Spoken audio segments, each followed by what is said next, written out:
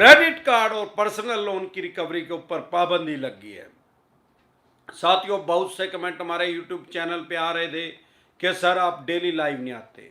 भाई मैं बाहर गया हुआ था अपने क्लाइंटों के पास, जैसे कि बहुत से हमारे क्लाइंट हैं जिनके करोड़ों रुपए के लोन होते हैं। लोन से रिलेटेड कोई प्रॉब्लम आती है तो हम उनकी मदद करने के लिए, उनकी हेल्प करने के लिए वहाँ जाते हैं। 2 दिन तो मैं राजस्थान के बीकानेर शहर में था, उसके बाद 2 दिन मैं जैसलमेर में रहा, और आज मैं गया था अमृतसर, और अमृतसर से थोड़ी देर पहले मैं वापस आया हूँ।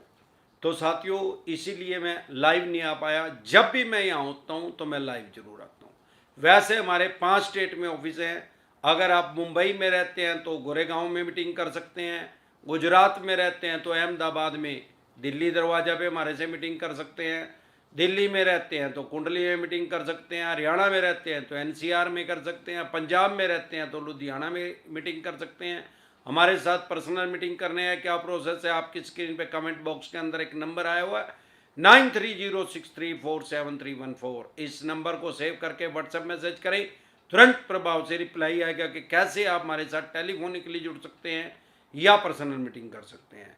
लेकिन एक बार जोर से मिलकर नारा लगाना पड़ेगा, जय ससुराल वालों की। यह कंपलसरी है, मैंडेटरी है, क्योंकि बीवी से जो सचमुच करते प्यार वो ससुराल वालों की जय करने से कैसे करे इनकार। और जो बीवी से प्यार नहीं करते और अपनी ससुराल वालों से प्यार नहीं करते, वो आगे जाके भीख मांगे। वो बिहारी है, जुआरी है, नंग है, चोर है, भीख मंगे हैं, डाकू हैं। उनकी दुकान के अंदर भी पेट्रोल के कोटन लगाए जाए, उनका भी बोर खराब कर दिया जाए, इनके लेटर बॉक्स के अंदर पेट्रोल डाल दिया जाए, जो अपनी ससुराल वालों की जय नहीं करते। हुक्म की तामील हो। साथियों, जैसा कि हम क्रेडिट कार्ड के बारे में बात कर रहे हैं, कोई भी बैंक या एनबीएफसी कंपनी जब क्रेडिट कार्ड इशू करता है किसी भी आदमी को या औरत को, तो सबसे पहले तो एक बात समझेंगे कि 50 दिन के लिए अपने पैसे उधार में क्यों देते हैं, मुफ्त में, बिना ब्याज के। भाई, क्रेडिट कार्ड लेना मतलब अपनी कब्र खुद खोदना। इससे बड़ा ट्रैप दुनिया के अंदर कोई नहीं है, इससे बड़ा जाल कोई नहीं है क्रेडिट कार्ड से। क्रेडिट कार्ड के नाम पे लोगों से मिनिमम अमाउंट के नाम से 60% ब्याज लिया जा रहा है। पर मंथ का 5%, तो साल का कितना हुआ, 60%।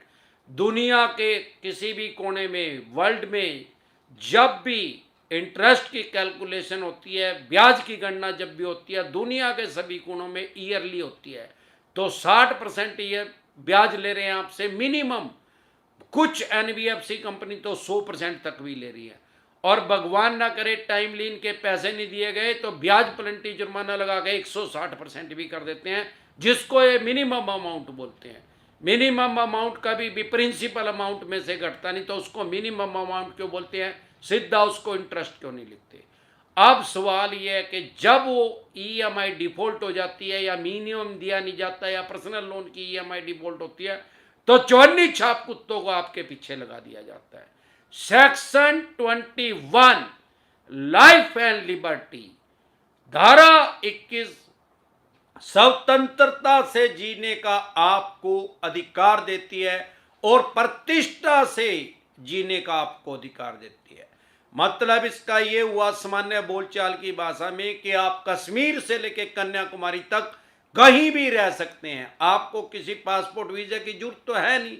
सारे देश में कहीं भी प्रॉपर्टी की खरीद फरोख्त कर सकते हैं, सेल कर सकते हैं, परचेज कर सकते हैं, रेंट पे रह सकते हैं, रेंट पे अपनी प्रॉपर्टी को दे सकते हैं, और सामाजिक रूप से प्रतिष्ठित रह सकते हैं। कोई भी आपकी सामाजिक प्रतिष्ठा को खराब नहीं कर सकता, आपकी बेइज्जती नहीं कर सकता। लेकिन हो क्या रहा है, वर्ल्ड की सबसे बड़ी डेमोक्रेसी इंडिया है। हमारा देश जो है, भारतवर्ष, दुनिया का सबसे बड़ा लोकतंत्र है, जिसको इन भिखमंगे चवन्नी छापों ने तालिबान बना दिया है। तालिबानी कानून यहां पे लागू किया जा रहा है। कोई भी आपकी सामाजिक प्रतिष्ठा को खराब नहीं कर सकता, क्योंकि आर्टिकल 21 आपको ये राइट्स दे रहा है, अधिकार दे रहा है। लोन की ईएमआई डिफॉल्ट होना क्राइम में कंसीडर नहीं होता। 2 लोन डिफॉल्ट हो गए, 5 हो गए या 25 हो गए, 25 लोन भी आपके डिफॉल्ट हो गए तो भी ये क्राइम में कंसीडर नहीं होंगे। सारे देश के किसी थाने, पुलिस स्टेशन, चौकी में आपके खिलाफ एफआईआर लॉन्च नहीं हो सकती, आपका पर्चा दर्ज नहीं हो सकता, आपके पास कोई पुलिस वाला फोन नहीं कर सकता। अगर कोई कर रहा है तो समझ लो चवन्नी छाप है, चवन्नी छापी लोगों को पुलिस बन के फोन कर रहे हैं। ना ही कोई पुलिस वाला आपके घर आ सकता लोन की ईएमआई डिफॉल्ट होने में, क्योंकि ये क्राइम में कंसीडर होता नहीं। अगर आप कोर्ट की अवमानना करेंगे तो आपके घर पुलिस आ सकती है, मकान, दुकान, जमीन जायदाद, फैक्ट्री, कारखाने में। अब सवाल ये आता है कि क्रेडिट कार्ड जब ये लोगों को दे रहे हैं तो किस कारण से रिकवरी बंद हो सकती है या बंद हो रही है? भाई वही लगी फटने खरात लगी बटने। कैसे भाई? अगर किसी भी बैंक या एनबीएफसी कंपनी को आपके ऊपर केस करना है तो सबसे पहले तो 3 महीने के बाद आपके लोन को एनपीए में डालना पड़ेगा। एनपीए का मतलब non performing asset. For example 50 lakh आदमियों को इन्होंने क्रेडिट कार्ड दिए हैं और 45 लाख आदमी मिनिमम पे कर रहे हैं और 5 लाख आदमियों से दिए नहीं जा रहे हैं। मोर रिस्क मोर गेन, क्योंकि इनका बहुत ज्यादा प्रॉफिट इसमें है तो स्वाभाविक बात है कि रिस्क भी इसमें सबसे ज्यादा है। अब इनको ये पता है कि सबसे पहले तो इसको एनपीए में डालना पड़ेगा, तो केस करना पड़ेगा, तो केस ये कर सकते हैं। क्योंकि वैसे तो 10,000 रुपए के लिए भी कोई भी बैंक या एनबीएफसी कंपनी आपके ऊपर केस कर सकता है। ऐसा कोई नहीं है, राइट्स नहीं है आपके पास कि आप केस होने से बच सको, या आप ये कह सको यार मेरा तो 1 ही लाख रुपए है, मेरे ऊपर क्यों केस कर दिया। वो राइट्स, वो अधिकार इनके पास है, वो आपने ही इनको दिए हैं जब आपने क्रेडिट कार्ड या पर्सनल लोन लिया था। अब सवाल ये आता है कि होता क्यों नहीं? मैंने आज तक क्रेडिट कार्ड में किसी के ऊपर आज तक केस ही नहीं होते हुए देखा। क्यों नहीं होता? पहले एनपीए में डालना पड़ेगा।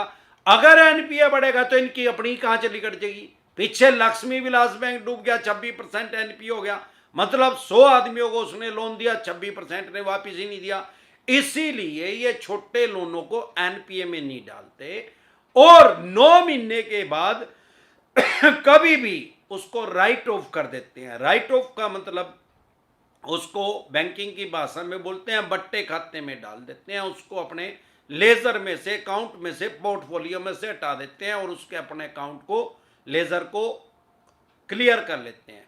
ये ज़्यादातर राइट ऑफ करते हैं, ये 31 मार्च के बाद करते हैं या 31 मार्च तक का उसको करते हैं। क्यों? क्योंकि इनको अपना ईयरली जो इनका लेखा जोखा है, जो इनका हिसाब किताब है, उसको क्लियर करना होता है। क्या करते हैं? मान लो इनको 5,000 करोड़ रुपए का प्रॉफिट हुआ और 500 करोड़ रुपए इनके मर गए, तो 500 करोड़ का जो लॉस है ये अपना शुद्ध लाभ 4,500 करोड़ रुपए का लिख लेंगे। आम आदमी सोचता है कि मेरे पैसे छोड़ दिए, ऐसे पैसे नहीं छोड़ते, पैसे अपनी फटती में इनको छोड़ने पड़ते हैं। अब लोगों का कमेंट ये आता है कि सर कितने लाख तक छोड़ते हैं?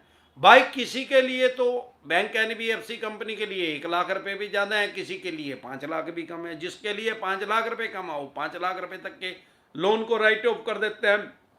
जो बड़े लोन होते हैं उनको कभी भी राइट ऑफ नहीं करते। आपने अगर 5-10 करोड़, 25 करोड़, 50 करोड़ का लोन ले रखा, आप देखेंगे आपके सिविल में कभी भी राइट ऑफ नहीं लिखा आएगा। उसको राइट ऑफ नहीं करते क्योंकि उसके ऊपर ही केस करते हैं। छोटे लोनों को अगर राइट ऑफ करेंगे तो फिर इनका एनपीए बढ़ जाएगा। एनपीए बढ़ जाएगा तो लोग क्या करते हैं, जब बैंक में अकाउंट खुलवाते हैं या अकाउंट खुलवा भी रखता हो तो भी ऑनलाइन सर्च करते रहते हैं कि किस बैंक का एनपीए कितना बढ़ा हुआ है या एनबीएफसी कंपनी का। जिस बैंक एनबीएफसी कंपनी का एनपीए बढ़ेगा तो उसका शेयर धड़ाम से नीचे गिरेगा, चूहा बन जाएगा, मुस्सा बन जाएगा वो। अब जो बैंक है उसका अगर एनपीए बढ़ेगा, लोग उसमें एफडी नहीं करवाएंगे, आरडी नहीं करवाएंगे, सेविंग अकाउंट नहीं खुलवाएंगे, करंट अकाउंट नहीं खुलवाएंगे, अन्य किसी तरह की बैंकिंग उसके पास नहीं करेंगे और अपना पैसा उसमें से निकाल लेंगे। क्योंकि आरबीआई की गाइडलाइंस ये है, अगर कोई बैंक डूब गया तो आरबीआई की गारंटी सिर्फ 5 लाख रुपए की है, मतलब 5 लाख रुपए तक का उसका इंश्योरेंस है। अगर आपके 50 लाख रुपए बैंक में रखे हैं, भगवान ना करे वो बैंक डूब गया, आपको 5 लाख रुपए मिलेंगे, 45 लाख रुपए गए बैंक के बाड़े में। अगर आपके रखे ही 1.25 लाख रुपए हैं तो आपको 1.25 लाख ही मिलेंगे, ना कि 5 लाख रुपए। इसका मतलब क्या हुआ? 5 लाख तक जितने भी आपके पैसे उसमें रखे हैं, उस बैंक की किसी भी ब्रांच में रखे हैं चाहे, तो आपको सिर्फ 5 लाख रुपए तक मिलेंगे। 5 लाख रुपए से ऊपर चाहे 5 करोड़ है तो 4 करोड़ 95 लाख रुपए डूब जाएंगे। इसी कारण से ये अपना एनपीए को नहीं बढ़ाते और एनपीए को बढ़ने से बचाने के लिए राइट ऑफ करना इनकी मजबूरी है। और उससे भी पहले इसीलिए इन्होंने इन चवन्नी छाप कुत्तों को पाला हुआ है, क्योंकि माननीय सुप्रीम कोर्ट की गाइडलाइंस है कि कोई भी ऐसे चवन्नी छाप नहीं रख सकता कि कोई लोगों के साथ गाली गलौज करें, प्रतिष्ठा को खराब करें, सामाजिक प्रतिष्ठा को खराब करें, चिल्ला चिल्ली करें, लोगों का अपमानित करें, जैसा कि हो ही रहा है मार्केट में लोगों के साथ। अब क्योंकि आर्टिकल 21 आपको आज़ादी देता है जीने की और सामाजिक प्रतिष्ठा के साथ जीने की, उसका ये हनन कर रहे हैं, तो आप इनके खिलाफ क्या कर सकते हैं? आप इनके खिलाफ पुलिस में शिकायत कर सकते हैं, इनके खिलाफ cybercrime.gov.in पे इनकी शिकायत कर सकते हैं। अगर आपके यार प्यारे रिश्तेदारों के पास फ़ोन कर रहे हैं तो नेशनल कंज्यूमर हेल्पलाइन के नाम से एक ऐप है, उस पर आप इनकी कंप्लेंट करते हैं सकते हैं। बैंकिंग ombudsman के पास इनकी शिकायत कर सकते हैं। पुलिस वाले आपकी कंप्लेंट नहीं ले रहे तो आप बाय डाक, बाय पोस्ट उसको उसी पुलिस स्टेशन में भेज सकते हैं। फिर भी अगर कोई कार्रवाई नहीं हो रही तो 156(3) में कोर्ट में जाके मुकदमा दर्ज करवाने के कोर्ट से आदेश लेके आ सकते हैं। लेकिन दिक्कत परेशानी क्या है, लोगों को अपने राइट्स और अधिकार नहीं पता, इसीलिए चवन्नी चाप बकवास करते हैं। अभी जब मैं बीकानेर गया हुआ था 2 दिन पहले, 3 दिन हो गए हैं वहाँ से आए हुए, फिर जैसलमेर चला गया था। हमारे जो क्लाइंट, अभी उनका नाम डिस्क्लोज नहीं कर रहा हूँ, उनके घर चवन्नी चाप उनके ऑफिस पे आके बोल रहे हैं कि हम यहाँ धरना देंगे, टेंट लगा देंगे। अरे भाई, किसी के पास भी आपके सामाजिक प्रतिष्ठा को खराब करने के कोई राइट्स नहीं। अगर ये चवन्नी चाप ऐसी बकवास कर रहे हैं तो इनकी दुकान के अंदर पेट्रोल के कोटन लगाए, इनके लेटर बॉक्स के अंदर पेट्रोल डाल दो, इनका बोर खराब कर दो कुत्तों का, इनको ठुड्डे मारो। भिखारियों को एक गैर कानूनी तरीके से रिकवरी कर रहे हैं। साथियों, सबसे पहले तो कोई भी चवन्नी छाप आपके पास आए तो उसको बोलो अपना आई कार्ड दिखा। 99% के पास आई कार्ड नहीं है, क्योंकि ये गैर कानूनी तरीके से रिकवरी कर रहे हैं। अगर वो बोले मेरे पास इस एजेंसी का कार्ड है, कहते एजेंसी का मतलब नहीं है, मैंने जिस बैंक NBFC कंपनी से लोन लिया उसका आई कार्ड दिखा, वो है नहीं तो इनको ठुड मारा भाग यहां से।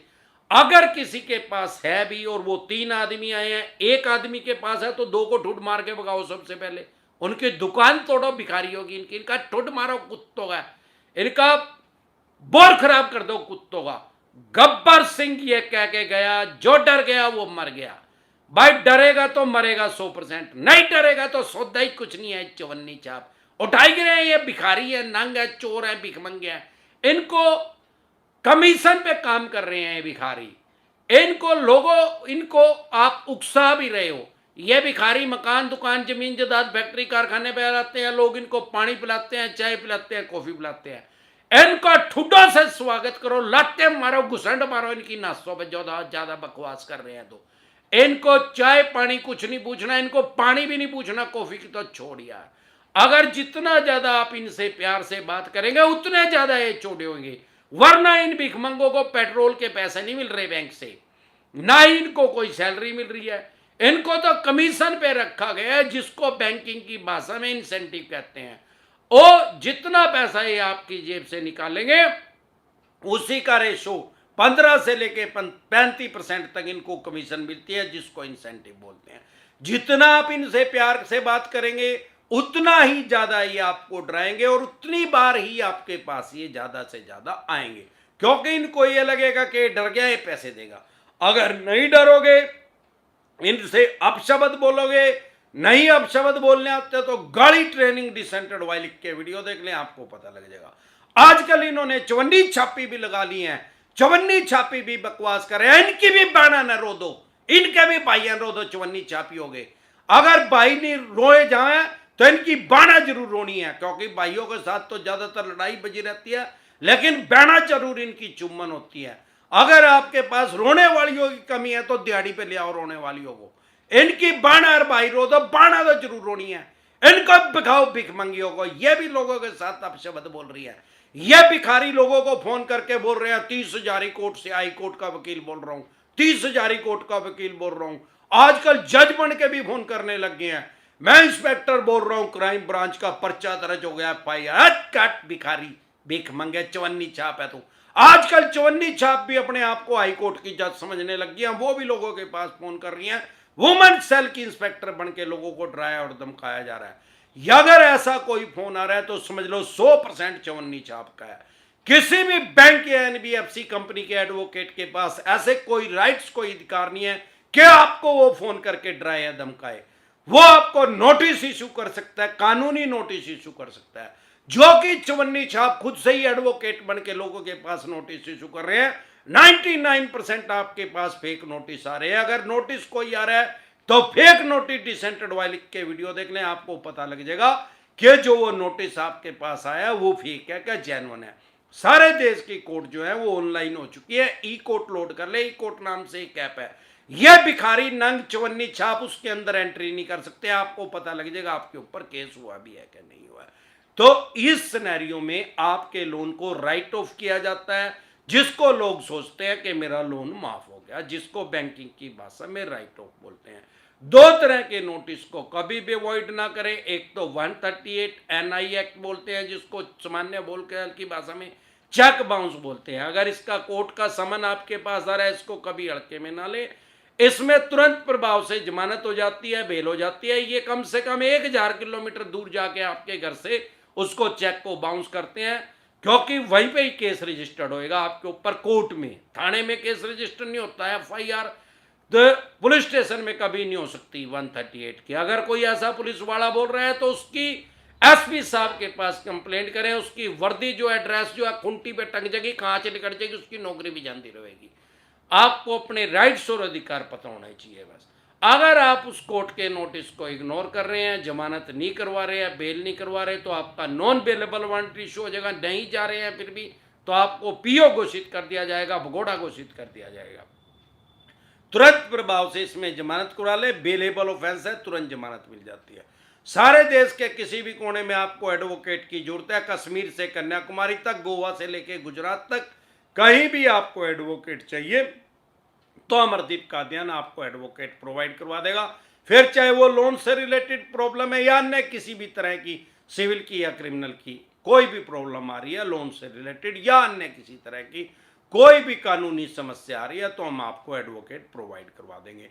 इसके अलावा आप सरफेसी एक्ट का अगर आपके पास नोटिस आ रहा है, सरफेसी एक्ट 2002 के अकॉर्डिंग, उसको कभी भी लाइटली ना लें, कभी भी हल्के में ना लें। नहीं तो आप अपनी मकान, दुकान, जमीन, जायदाद, फैक्ट्री, कारखाना से अपने हाथ धो बैठेंगे। अगर आपके पास 13(2), 13(4) का नोटिस आ रहा है, 13(2), 13(4) सिंबॉलिक पोजीशन या फिजिकल पोजीशन, अगर आपके पास ऐसा कोई नोटिस आ रहा है तो तुरंत प्रभाव से लीगल एडवाइस ले। अगर आप हमारे साथ टेलीफोनिकली जुड़ना चाहते हैं, पर्सनल मीटिंग करना चाहते हैं, फिर आपका लोन 2 करोड़ का है, 5 का है, 25 का, 50 करोड़ का है, जितने भी करोड़ का आपका लोन है, लोन से रिलेटेड जो भी आपकी प्रॉब्लम है, लोन से रिलेटेड जो भी आपके पास डॉक्यूमेंट्स है, वो सभी लेके आप मेरे से पर्सनल मीटिंग कर सकते हैं, पर्सनली एडवाइस ले सकते हैं, टेलीफोनिकली भी एडवाइस ले सकते हैं। आप हमारे साथ जुड़ने का क्या प्रोसेस है, आपकी स्क्रीन पे कमेंट बॉक्स के अंदर एक नंबर आया हुआ है 9306347314।